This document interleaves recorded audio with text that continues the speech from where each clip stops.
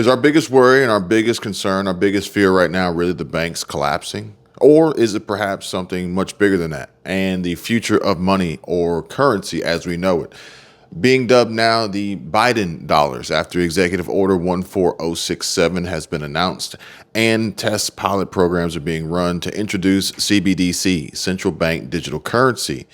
But before that even happens, what's going to happen with the banks? Because if you listen to some sources, they'll tell you that Silicon Valley Bank and Signature Bank and potentially Credit Suisse and other banks around the world have experienced crashes and collapse and financial hardship as a result of interest rate hikes. Now, granted, this is a global problem. However, here locally in the US of A, if that is really the case, then what will the Fed do next? Because we already know that the Fed wants to continuously raise interest rates to try to curb inflation. However, if this is having a negative impact on the banks, potentially pushing them closer towards the edge, the brink of a collapse and a total failure, well, then that means that we are literally holding a double-edged sword here, and we have to make a choice. The choice is going to be, does the Fed continuously raise interest rates and put banks at risk? Or does the Fed pull back on raising interest rates and let inflation run amok? However, with that being said, as rates continue to go higher, that also means that people are going to be more likely to lose their jobs. Hence, Jerome Powell stating that multiples of millions of Americans would be unemployed. Folks, these are the important matters that we must discuss. And as you can see here, government-backed digital money to represent 213 billion with a B in payments by 2030. And digital currencies backed by government banks still face a mountain of challenges before they're ready for prime time. But 114 countries are involved in various projects, either in the planning stage or all-out pilots. Folks, comment down below and let me know what you feel about CBDC, central bank digital currency, and if you're ready for this shift in the monetary system, huge shift in the monetary system, while also dealing with possible bank failures and collapse. Now it says here, I'm gonna go through this relatively quickly because I've got to get going. I've got to get packed and got to get ready to get out of here. Otherwise, Scroll Tribe's going to have my butt. But anyway, I wanted to bring you guys this information and this update as quickly as possible. So it says here that the global value of central bank digital currency, CBDCs, will grow dramatically from 100 million today to 213 billion by 2030. That's a huge jump, folks. And the virtual money gains greater adoption for domestic payments. So it's either being forced and implemented and introduced or accepted, which basically means, are we likely to be forced into accepting this? Now, granted, there's other videos, there's petitions, there's a push. Tom Emmer has proposed to squash this all because of the possible implications in security and surveillance and, breach of our constitutional rights that would come with CBDC. It says here that by 2030, 92% of the total value transacted through CBDCs around the world will be paid domestically. And that the digital currency, which is backed by traditional fiat cash, such as the US dollar or British pound, can bolster financial inclusion because customers don't have to have a bank account to hold them, and they can instead use encrypted digital wallets that exist in the cloud, on a desktop or laptop, or even on USB storage devices. So the USB storage device is going to be similar to the Ledger Nano X, which you'll see free link in the description down below for cold storage for your cryptocurrency. I did have a theory that you could potentially store CBDC, central bank digital currency, on a cold storage wallet, but there's no confirmation as of yet. However, do I really want the government, the central bank, to control my money on the cloud? Do I really want that? Do I really not want a bank? Or do I want a bank? Especially given the current situations that the banking system is in. I want you guys to let me know what you think. Drop a comment down below. Now, it says here that with a cross-border CBDC payment system, immigrants, for example, could send money back to their countries of origin without having to pay what can be exorbitant fees for electronic money transfers. Businesses would also be able to make cross-border payments for goods and services with much cheaper and faster settlements. This all sounds fine and good. Sounds great. But I can tell you this right now without a shadow of a doubt that there are some immigrants here in this country, albeit illegally, and undocumented, that work here, earn money, US dollars, for what reason? The very purpose is to send back home, typically south of the border. Well, folks, I don't know how you're going to feel about this one, but what you have to realize here is that this push for this to happen makes perfect sense from a government, financial, internal revenue, IRS tax purpose scenario, which is part of the impending risk and implications of a central bank digital currency, a CBDC, taking over cash, fiat paper currency, which is every transaction will be tracked, traced, and taxable. Therefore, much like I couldn't transfer any one of you over $600 through PayPal or Cash App without you receiving a 1099 from the government, you would no longer be able to pay a friend for, covering you on pizza or going out to a movie. They're going to track every transaction and they're going to start taxing the transactions. However, with that being said, money being earned in this country, not having taxes paid on it, and then being sent to another country, let's just say, for instance, Mexico, would no longer have that ability. It would be tracked, traced, and taxed. Central bank-backed digital currencies would also reduce the cost of printing and replacing more, help improve fraud detection, and allow money paid to scammers to be more easily traced and recovered, which sounds like a good thing. It sounds like a good thing, especially considering the video that I put up earlier today about a scamming situation that you guys really need to be aware of. However, I feel like the push for central bank digital currency is more so heavily being pushed onto a particular subset group of people to get the votes, to get the backing of people who are more susceptible to scams, fraud, theft, and being underbanked or non-banked. Digital currencies also eliminate the anonymous nature of consumer cash transactions.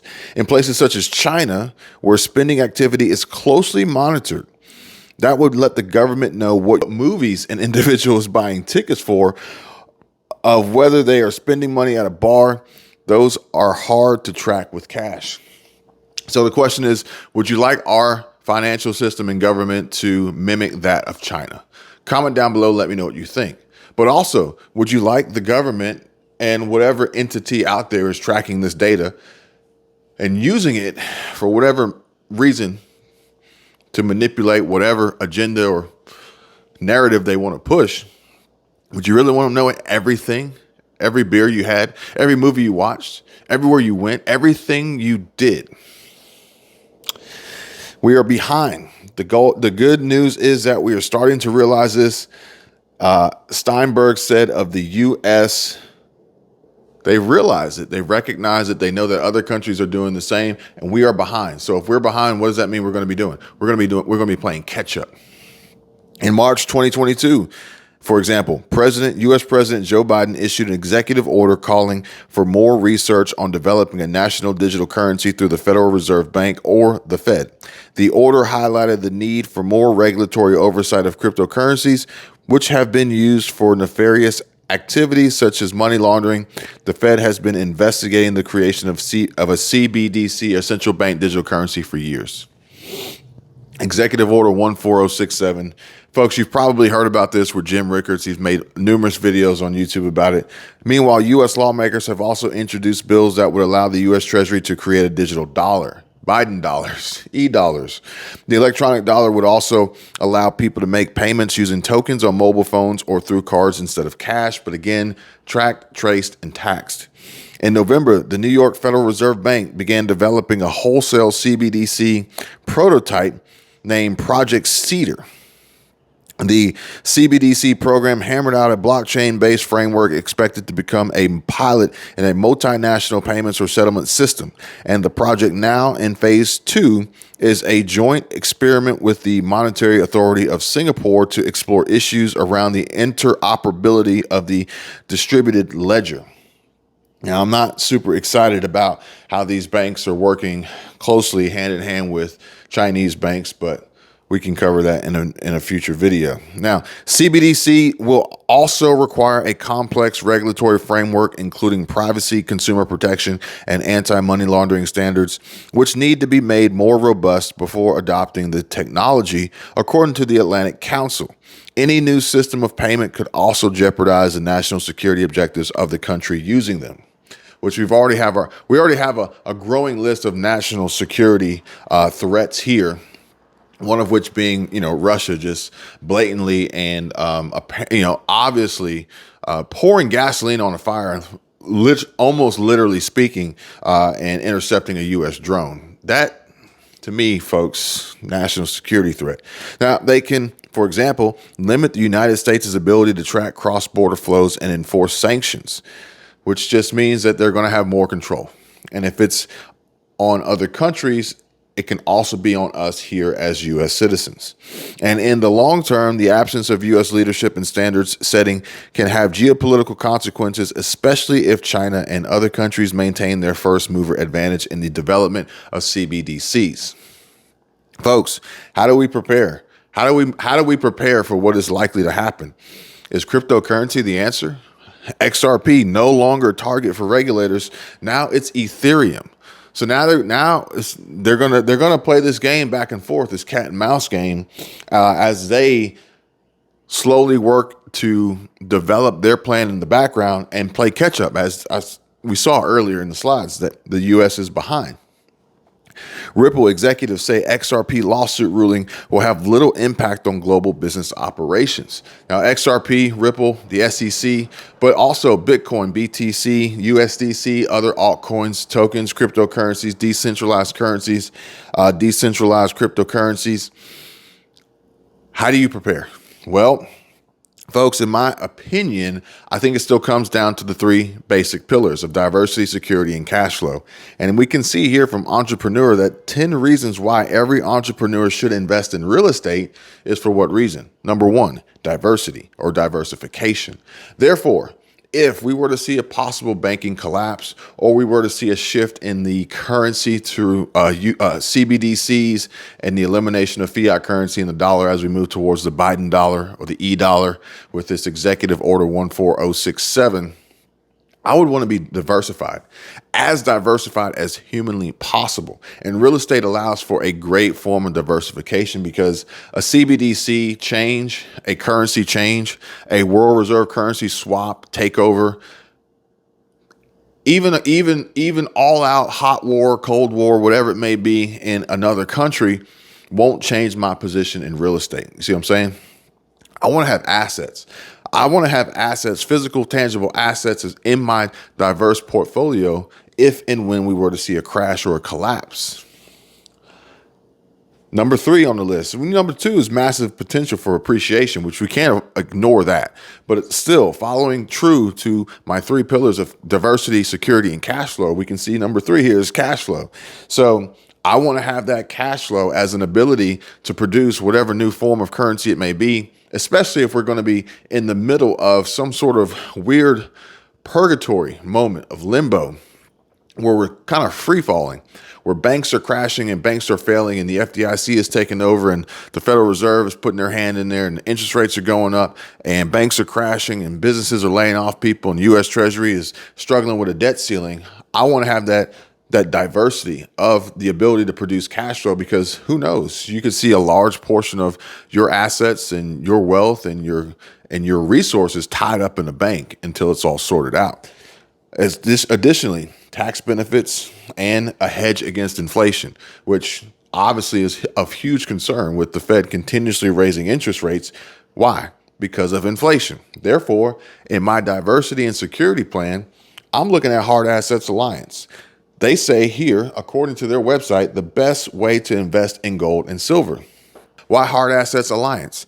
A solid investment right at your fingertips. Folks, I'm not telling you what to do, but I am telling you that there are free links in the description down below. We have a lot that we need to be concerned with, a lot of information that we need to stay ahead of, and most importantly, use this information to further educate and allow us the strongest and best possible plan moving forward to prepare. Prepare financially, prepare for SHTF that could occur in the banking system and the Federal Reserve with central banks, CBDC, other countries, Russia, China, you name it, folks. Drop a comment down below. Let me know what you guys think. Give this video a like. I would appreciate it. Subscribe to the channel. Turn on your alerts. I'll see you guys next time. Take it easy. Bye.